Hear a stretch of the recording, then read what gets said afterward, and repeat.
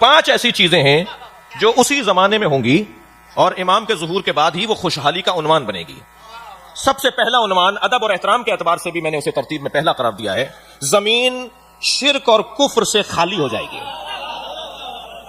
بھائی تھوڑا سا میں 5 مضمون بیان کروں گا کہ ہوگا کیا. سب سے پہلا عنوان یہ ہے کہ زمین شرک اور کفر سے خالی ہو جائے گی اور دنیا میں کوئی شخص باقی نہیں رہے گا جو موحد نہ ہو. دنیا میں کوئی شخص باقی نہیں رہے گا جو موحد نہ ہو. حجاج ابن یوسف کہتا ہے، راوی ہے اس روایت کا ابن حوشب. ابن حوشب کہتا ہے کہ میں ایک مرتبہ حجاج کے ہاں گیا. ظاہراً یہ متمول انسان ہے، حیثیت والا مالی دنیاوی طور پر، اور ایسے لوگوں کو خاص مقام دیا جاتا تھا درباروں میں، ان کا خیال رکھا جاتا تھا. ان سے بات کرتے وقت بادشاہ بھی تھوڑی دیر کے لیے ان کی رعایت کرتا تھا، ان کی مراعات کرتا تھا. ابن حوشب کہتا ہے میں دربار میں پہنچا تو مجھے حجاج نے کہا کہ تم بڑی علمی اور قرآن کی تفسیر اور تعبیر سے متعلق معلومات رکھتے ہو. ایک آیت نے مجھے تھکا ڈالا. کون کہہ رہا ہے؟ حجاج ابن یوسف کہہ رہا ہے ایک آیت نے مجھے تھکا ڈالا، مجھے اس کا حل نہیں مل رہا، مجھے اس کا جواب نہیں مل رہا. تو ابن حوشب نے کہا وہ کون سی آیت ہے؟ کہنے لگا وہ سورہ مبارکہ نساء کی 159ویں آیت ہے کہ جس میں اللہ ارشاد فرما رہا ہے، صلوات پڑھ لیں ذرا محمد و آلہ. آ جائیے آگے آ جائیے. ان اللہ ارشاد فرما رہا ہے ان من اہل الکتاب الا لیؤمنن بہ قبل موتہ ویوم القیامہ ویکون علیہم شہیدا. کوئی بھی اہل کتاب میں سے ایک فرد بھی باقی نہیں رہے گا جو اپنے مرنے سے پہلے اس پر ایمان نہ لائے اور عیسیٰ ان کے ایمان لانے کی گواہی نہ دیں. توجہ چاہوں گا عزیزان کرام. وہ کہتا ہے کہ مجھے اس آیت نے مار ڈالا، میں پریشان ہوں. یہ لاکھوں کروڑوں تعداد میں اہل کتاب یعنی یہود و نصارہ موجود ہیں اور مر رہے ہیں اور یہ دنیا سے جا رہے ہیں، یہ تو ایمان نہیں لے کر آ رہے. تو میرا دل کرتا ہے کہ ان کے گلے کاٹ دوں. قیامت سے پہلے، اپنے مرنے سے پہلے یہ مگر نہیں ہوگے کوئی اہل کتاب، قیامت سے پہلے نہیں ہوگا کوئی اہل کتاب یعنی نصارہ اور یہود و نصارہ، مگر یہ کہ وہ ایمان لے آئیں بہی کسی کے اوپر. اب کہنے لگا اس سے مراد قرآن ہے، اللہ مراد ہے کسی پر، اور پھر عیسیٰ آ کر ان کی ایمان کی گواہی دیں. تو ابن حوشب نے کہا اس میں پریشانی کی کوئی بات نہیں ہے. یہ آیہ کریمہ آخری زمانے میں ظاہر ہونے والے مہدی کے بارے میں ہے اور یہود و نصارہ سب امام مہدی پر ایمان لے کر آئیں گے اور حضرت عیسیٰ ان کے ایمان کی گواہی دیں گے. دنیا میں کوئی غیر موحد نہیں رہے گا، دنیا میں کوئی مشرک نہیں رہے گا. تو ایک مرتبہ بیٹھا ہوا تھا، ذرا سنبھل کر بیٹھا اور کہنے لگا ابن حوشب یہ کہاں سے لے کر آئے ہو بات؟ یہ نئی بات کہاں سے لے کر آئے ہو کہ آخری زمانے میں مہدی پر عیسائی بھی اور یہودی بھی سب ایمان لے آئیں گے اور ان کے ایمان کی گواہی حضرت عیسیٰ دیں گے؟ یہ کہاں سے لائے ہو بات؟ اس آیت کی تفسیر کہاں سے لے کر آئے ہو؟ کہنے لگے کہ میں علی ابن محمد سے سن کر آ رہا ہوں، یعنی امام زین العابدین سے. تو بے ساختہ کہنے لگا تم نے میٹھے چشمے سے پانی پیا ہے. تم سچ کہہ رہے ہو کہ یہ آیت اس کے علاوہ کوئی اور حل نہیں ہے اس کا، کہ یہود و نصارہ میں کوئی شخص نہیں ہوگا قیامت سے پہلے جو اس پر ایمان نہ لائے.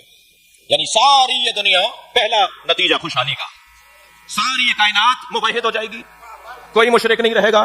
اب اس منظر کے لیے امام جعفر صادق نے کیا فرمایا؟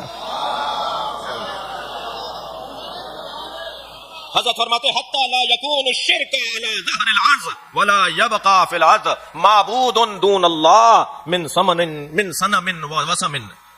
میرے مولا فرماتے ہیں اللہ اکبر، جب میرے قائم کا ظہور ہوگا تو زمین کے اوپر کوئی مشرک باقی نہیں رہے گا. چھٹے امام فرمانے زمین پر علی وجہ الارض، زمین کے اوپر کوئی مشرک باقی نہیں رہے گا اور زمین کے اوپر کوئی معبود نہیں رہے گا سوائے اللہ کے. یہ پہلا نتیجہ ہے خوشحالی کا، یہ پہلا منظر ہے.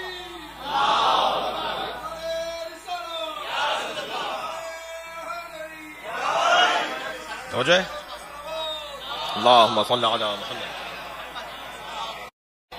کوئی زمین پر مشرک اور کافر سب موحد ہوں گے. اور پھر بے ساختہ ابن حوشب نے کہا حجاج ابن یوسف کو جواب دیتے ہوئے کہ یہ جو قرآن نے کہا ہے نا لیظہرہ علی الدین کلہ، نبی کا دین تمام ادیان پر غالب آ جائے گا. یہ وہی منظر ہوگا جب مہدی ظہور کریں گے اور دنیا کا ہر عیسائی اور یہودی سب ان کی بیعت کرے گا. جی اسی مرحلے پہ ایک جملہ اور کہتا ہوا گزروں کہ جو ظہور کا انتظار کرنے والے ہیں نا جی، ان کی قسمت ہی کچھ اور ہے. اس لیے کہ جو آج ہم کہہ رہے ہیں کل سب کہیں گے. بھائی مجھے اس ملنگ سے بڑا پیار ہے جو گلی کوچے میں کہتا ہے آج نہیں کل سب علی علی کہیں گے. آخر ہونا یہی ہے جو آج آپ کہہ رہے ہیں. صلوات پڑھے محمد و آل محمد.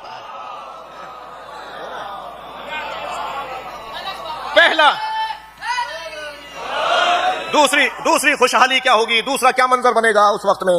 حضرت فرمانے قال صادق, میرے مولا صادق کا فرمان ہے, رفعت التقیۃ عند قیام القائم وینتقم من عدو اللہ. جب میرا قائم قیام کرے گا تو تقیہ اٹھا لیا جائے گا. اچھا, اس کا مطلب یہ ہے کہ ابھی تقیہ ہے. یہ کوئی نہ کہے کہ تقیہ کا دور نہیں رہا. تقیہ کے دور کو صرف ظہور کا دور کہا جاتا ہے. تقیہ اٹھنے کے دور صرف ظہور کا دور ہے.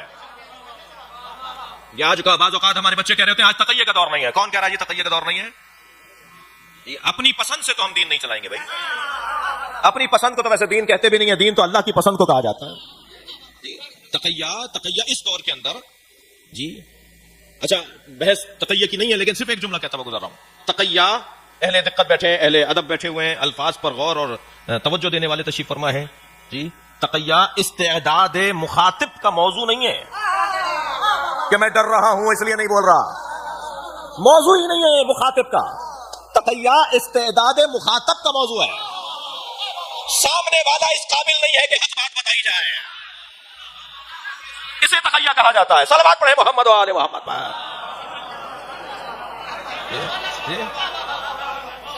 میرے ڈرنے کا موضوع نہیں ہے, وہ قابل نہیں ہے کہ میں اسے یہ بات بتاؤں.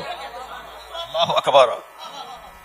عزیزان گرامی, لہذا اگر آج کبھی ہم یہ بیان دیں, اور ہمارا بیان کیا ہے, ہم ہیں کون بھائی, میں اپنی بات کروں, میں ہوں کون. ہم اگر کوئی بات کریں گے تو یہ آیت ہونی چاہیے, یہ حدیث ہونی چاہیے, یا آیت و حدیث کی روشنی میں فتویٰ ہونا چاہیے. فتویٰ ہوتا ہی حدیث اور آیت کی روشنی میں ہے. فتویٰ جیب سے تو کوئی نہیں دیتا. فتویٰ جیب میں رکھی ہوئی چیز کو تو نہیں کہتے. فتویٰ تو استنباط کو کہتے ہیں, تحقیق کو کہتے ہیں, اجتہاد کو کہتے ہیں جی. نام لے کر فلاں فلاں فلاں فلاں فلاں فلاں فلاں نام لے کر کسی بھی دشمن اہل بیت جس کا نتیجہ فساد بنے, وہ شرن جائز نہیں کہہ رہے ہمارے علماء. اور وہ تو بیٹھے ہوئے ہیں ہزاروں فصیلوں کے اندر سینکڑوں محافظوں کے ساتھ. ان کا مسئلہ ہی نہیں ہے. مسئلہ تو اس کا ہے جو 2000 گھروں میں ایک آدمی علم لگائے بیٹھا ہے. اسے کون بچائے گا؟ اس کے لیے کون نظام دے گا؟ اس کی زندگی کا کون دستور مرتب کرے گا؟ یہ انہیں اپنا مسئلہ نہیں ہے جی. ہمارے یہ سارے بزرگ جو ہیں ہزاروں اور ایک سسٹم کے تحت محافظین کے ساتھ رہتے ہیں. ان کا مسئلہ نہیں ہے. مسئلہ اس بچے کا ہے, اس جوان کا ہے, اس نوکری کرنے والے کا ہے, اس ادارے میں کام کرنے والے کا ہے. میرے پاس تینوں بزرگوں کے فتوے موجود ہیں. حضرت آیت اللہ سیستانی نے تو بہت ہی واضح اور روشن طور پہ کہہ دیا. بڑا اچھا جملہ انہوں نے کہا ہے جو میرے مضمون میں بھی ہے. وہ فرماتے ہیں کہ 2 نام ان سے پوچھے گئے, کہ ایک بیوی کا نام پوچھا گیا, خاتون کا جو نبی سے وابستہ ہے, اور ایک پہلے 3 شخصیات میں ایک کا نام لے کر پوچھا گیا کہ ان کے بارے میں علنی نام لے کر کوئی بات کہنا کیسا ہے. تو انہوں نے جواب دیا کہ 2 حرام ہے. آیت اللہ سیستانی کا فتویٰ, حرام ہے نام لے کر. مجھے تو سمجھ میں بعض اوقات نہیں آتا کہ اگر ہم کہہ رہے ہیں کہ حرام ہے نام لے کر تبرہ کرنا, تو یہ کس نے کہہ دیا کہ انہیں آئیڈیل مان لو؟ شہنشاہ حسین نقوی نے یہ کہاں کہہ دیا کہ یہ آج کے بعد ہمارے مرشد ہو گئے؟ ہمارے مرشد پیر نہیں ہے. یہ ایک علیحدہ موضوع ہے. کیا لگا جی آپ نے کہا ہے, اس کا مطلب ہے انہیں بڑا. یہ کس نے کہا ہے؟ یہ نتیجہ کہاں سے نکل رہا ہے؟ اگر ہم کسی فتوے کو بیان کر رہے ہیں تو یہ نتیجہ کہاں نکل رہا ہے کہ ہم نے انہیں اپنا بڑا مان لیا, بڑا علی ہے بس. ہمارے نزدیک اگر کوئی وجود ہے قابل پیروی تو مولا کائنات کی ذات ہے. ہم علی کے سامنے ہر آنے والے کو باطل مانتے ہیں. مسئلہ کچھ اور بیان ہو رہا ہے جی. تو حضرت آیت اللہ سیستانی 2 ناموں کے پر فرماتے ہیں, کیونکہ ان سے پوچھے ہی 2 نام گئے. انہوں نے کہا حرام ہے ان کا نام لے کر ان کے بارے میں کوئی بات کرنا حتی قام القائم. بھائی میں اپنے مضمون میں ہوں. آیت اللہ سیستانی کے فتوے کا حصہ ہے نا. فرماتے ہیں کچھ مت کہو جب تک کہ قائم نہ آ جائے. صلوات پڑھے محمد و آل محمد. اس سے بلند اور بہتر صلوات ہدیہ کریں گے.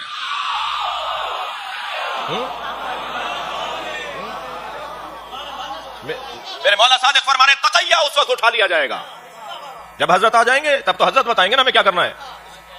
اور بہت واضح ہے کہ ہمیں حضرت کیا بتائیں گے. بہت واضح ہے اس باب میں, جس باب میں عرض کر رہا ہوں. تقیہ اٹھ جائے گا. وہ بات جو آج ہم نہیں کر پا رہے جی, وہ ہم کریں گے.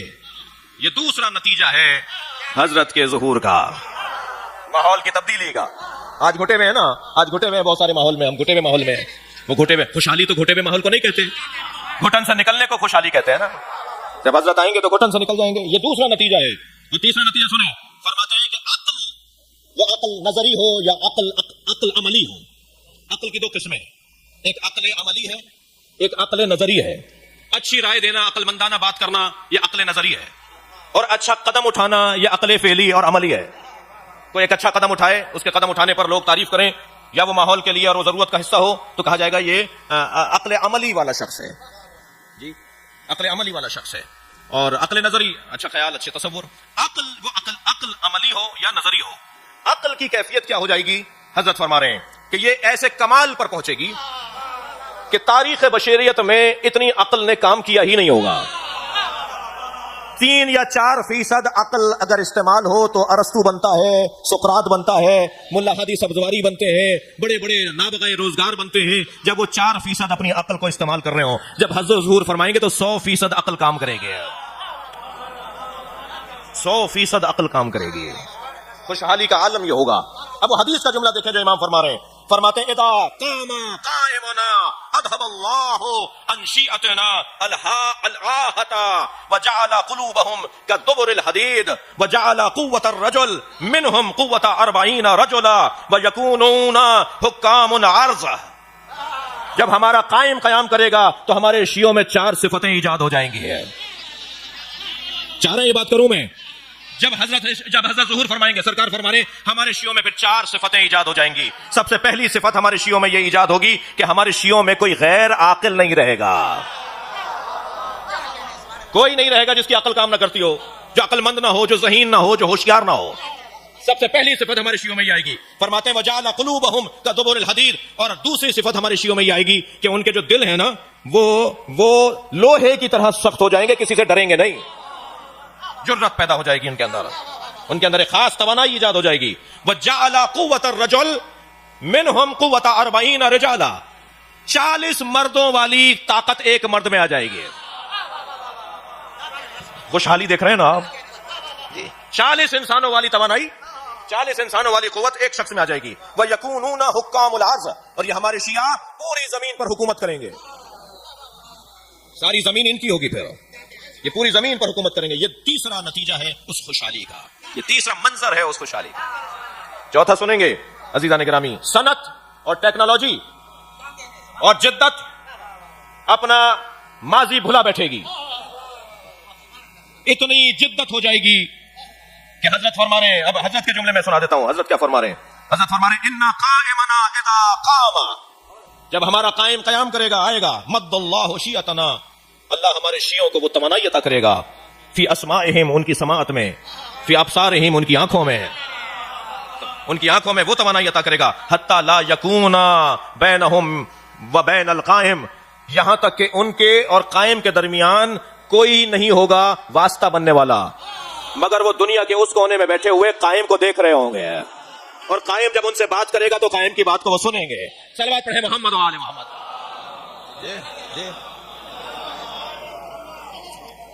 حضرت فرماتے ہیں شہر اتنے وسیع ہو جائیں گے کہ نماز جمعہ میں شرکت کرنے کے لیے تیز رفتار گاڑیاں بھی کند پڑ جائیں گی. جب لوگ نکلیں گے کہ ہمیں جمعے میں پہنچنا ہے, جمعے کا کتنا فاصلہ ہے, اتنے کم فاصلے شہروں کی وسعت کی وجہ سے, شہروں کی جدت کی وجہ سے تیز رفتار گاڑیاں بھی انہیں جمعے میں پہنچانے میں تاخیر کر رہی ہوں گی. فرمایا زمین کا کوئی عرض سہلا نہیں ہوگا. عرض صخرہ ہوتا ہے پکی زمین, کچی زمین کو عرض سہلا کہتے ہیں. صخرہ والی زمین یعنی جس پہ پتھر لگا ہوا ہے, پکی زمین, اور سہلا یعنی کچی زمین. فرما رہے کوئی زمین عرض سہلا نہیں ہوگی دنیا کے اندر کہ جہاں ہریالی نہ ہو, کثرت سے بارشیں برسیں گی. صلوات پڑھیں محمد و آل محمد. جی, کثرت سے بارشیں برسیں گی, کوئی زمین مردہ نہیں رہے گی, کوئی زمین بنجر نہیں رہے گی, ہریالی اور سبزہ ہر جگہ پر دکھائی دے گا. حضرت فرما رہے کہ لوگ دشواریوں سے نجات پا جائیں گے, لوگ آسانیوں میں زندگی گزاریں گے, اور کیفیت یہ ہوگی کہ خوشحالی ان پر حاکم ہوگی. کوئی بیمار اپنی بیماری کو رفع کرنے کے لیے دوا کا محتاج نہیں ہوگا, بلکہ صورت قائم کی دیدار کا محتاج ہوگا.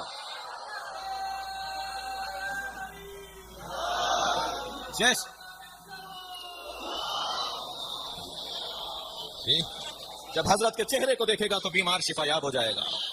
کوئی بیمار نہیں رہے گا جو شفا یاب نہ ہو. فرماتے ہیں کہ کوئی لا علاج مرض باقی نہیں رہے گا, حتی لا ولد, لوگوں کو اولادیں ہوں گی جنہیں ڈاکٹروں نے جواب دے دیا جو بانج ہیں, جو اس قابل نہیں ہے کہ ان کی اولادیں ہوں. جب ظہور ہوگا تو لا ولد, صاحب اولاد ہو جائیں گے. اس کے بعد فرماتے ہیں میرے مولا کوئی حاجت مند نہیں ملے گا جس کو تم اس کی حاجت روائی کے لیے کچھ دے سکو. لوگ صدقہ لے کر فقیروں کو ڈھونڈیں گے, اور جسے فقیر سمجھ کے دیں گے وہ کہے گا میں خود صدقہ لے کر فقیر ڈھونڈ رہا ہوں. زکات کے اور اموال کے ڈھیر لگ جائیں گے، کوئی لینے والا نہیں ہوگا، دینے والے ہوں گے، لینے والا کوئی نہیں ہوگا.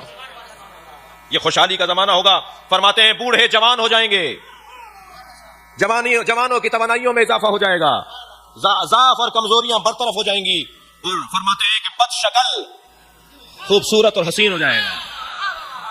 اللہ اکبر. یہ ساری احادیث سنا رہا ہوں میں آپ کو. بد شکل خوبصورت اور حسین ہو جائے گا. فرماتے ہیں کہ وہ وقت ایسا ہوگا کہ جب زمین کے اوپر کوئی جاہل نہیں رہے گا، ہر شخص عالم ہوگا. اور معصوم کی حدیث سے جو استفادہ کر رہا ہوں، کوئی شخص زمین پر جاہل نہیں رہے گا. فرمایا جیسے ہمارے خاص شاگرد آج دکھائی دیتے ہیں، ایسے ہمارے عام لوگ ہو جائیں گے. اب یہ میرا استنباط ہے، جیسے آج مجتہد نظر آتے ہیں، کل سارے مجتہد ہو جائیں گے. اللہ اکبر. میں آج مجتہد ہونے کی دعوت نہیں دے رہا، یعنی اس معنی میں کہ جی کہ میں تو خود جانتا ہوں، اور مشکل یہ ہے کہ جو نہیں جانتا وہ جانتا ہے، تو وہ والی بات نہیں. لیکن جب حضرت ظہور فرمائیں گے تو کوئی شخص جاہل نہیں رہے گا. اس درجے پر اس کا علم آ جائے گا جس درجے پر امام کے خاص اصحاب کا علم ائمہ کے زمانے میں. اللہ اکبر. خوشحالی ہی خوشحالی. کوئی شخص پریشان نظر نہیں آئے گا. اور وہ وقت ہوگا کہ جب اگر کوئی ذکر باقی رہے گا تو ذکر مصائب حسین ہے.